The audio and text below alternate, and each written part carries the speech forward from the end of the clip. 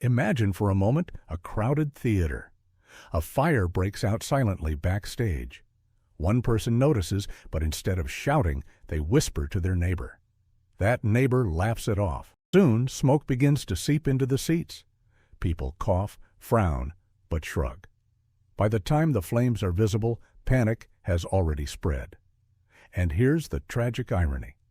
Even if 1,000 warnings were ignored, when the stampede begins, the same people who doubted, who mocked, who refused to see, will be the ones to trample others in their desperate flight. This is how civilizations fall. Not in one dramatic explosion, but in a series of ignored warnings, comfortable lies, and blind obedience. Bonhoeffer called it stupidity. Nietzsche called it herd mentality. Plato called it the corruption of democracy. Machiavelli simply accepted it as reality. And here we are, centuries later, still caught in the same fire. But here's the twist.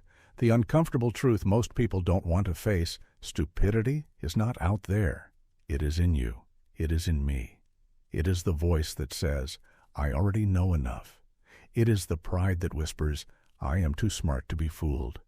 It is the arrogance of believing you are immune to manipulation.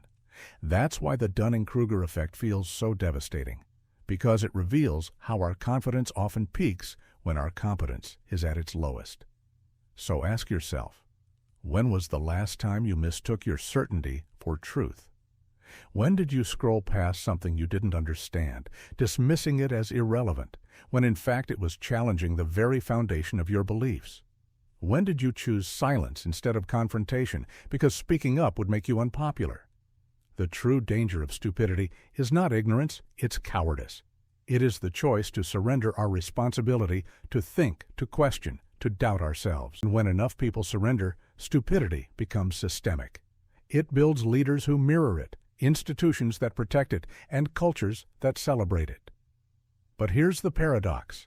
If stupidity is contagious, so is courage. Every great movement in history began not with the many, but with the few. The few who refused to go along, the few who broke the spell of the herd. Socrates drank poison rather than surrender truth. Bonhoeffer was executed for resisting fascism. Nietzsche went mad for daring to challenge the foundations of morality. Their lives are warnings, but they are also beacons. Maybe this is the choice before us today, not between intelligence and stupidity, but between responsibility and surrender. Intelligence can fail, knowledge can be twisted, but responsibility, choosing to see, to act, to resist, that is where freedom begins. And maybe the reason foolishness rules the world is not because it is stronger, but because too many wise people stay silent. Because those who see clearly convince themselves their voice doesn't matter. And in that silence, stupidity thrives. So I leave you with this.